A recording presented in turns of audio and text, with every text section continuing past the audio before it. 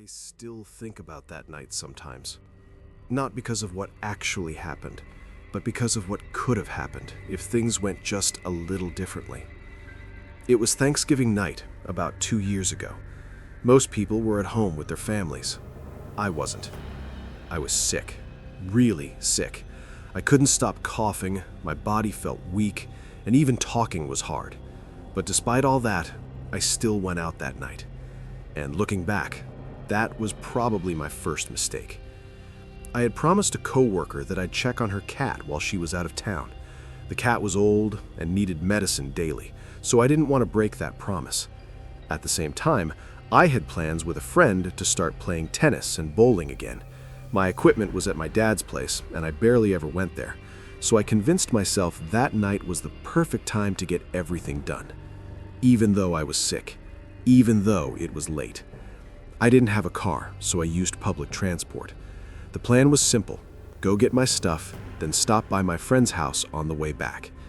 By the time I finished everything, it was around 9 p.m. That's when things started to feel off. I was standing alone at a bus stop, waiting to go to my friend's place. The street was empty. No cars, no people, nothing. Just me. My phone kept glitching too. It would say the bus was 1 minute away, then suddenly jumped to 15 minutes. I had already been waiting for over 30 minutes. Then a car pulled up nearby. There were a few guys inside, laughing and talking. I didn't pay much attention at first. But then, one of them got out, and the car drove away. I remember watching it leave and feeling this strange sense of unease. The station was big. He could have gone anywhere, but he didn't. He walked straight toward me and sat right next to me. Not across, not a few seats away, right next to me. I kept my eyes on my phone, pretending I didn't notice him. Then suddenly, I felt it. A hand on my shoulder. Before I could react, his arm wrapped around me, tight. My mind went blank. I didn't move, I didn't scream. I just froze. After a few seconds, he mumbled something, asking if I was okay. I quietly said I was fine and just waiting for the bus. Then, he let go. I should have left right then, but I didn't. Instead, I sat there trying to convince myself it wasn't what it felt like. Maybe he thought I needed help. Maybe I was overreacting. But deep down, I knew something wasn't right. A few minutes passed. Then he stood up again and came closer. This time, he wrapped his arm around me again, tighter than before. I could feel his hand moving slightly on my back. That's when fear really kicked in. I looked down the road and saw headlights. The bus. Relief hit instantly. As it pulled up, I slipped out of his grip and said, "My bus is here." I quickly got on. But right behind me, he got on too. That's when panic really started. I didn't sit down. I stayed standing on purpose. I knew if I sat, he'd sit next to me. I pulled out my phone and started texting a friend, trying to act normal while my hands were shaking. I thought about calling the police, but what if he heard me? Then another thought hit me. I couldn't go to my friend's house. If he followed me there, I'd be putting her in danger. So I changed my plan. There was one place I knew would be safe: my workplace.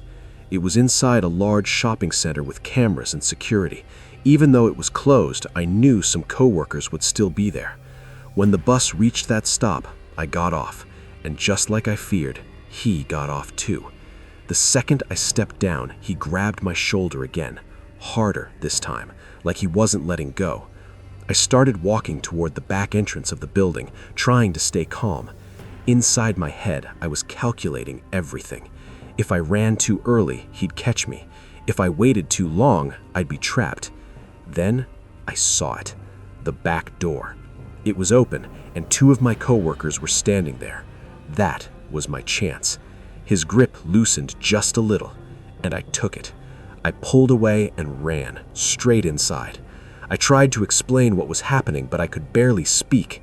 They understood immediately and slammed the door shut. And less than 2 seconds later, he started banging on it, loud, aggressive. The handle was shaking. For a second, it felt like the door might actually break. We called security right away. From inside, I could see him through the windows, pacing back and forth, watching, waiting. After a few minutes, he walked away. Security arrived shortly after, but he was already gone. A coworker drove me safely to my friend's house and then home. And that should have been the end of it. But the part that still stays with me is not what happened, it's what could have happened. Because, to this day, I have no idea what he wanted.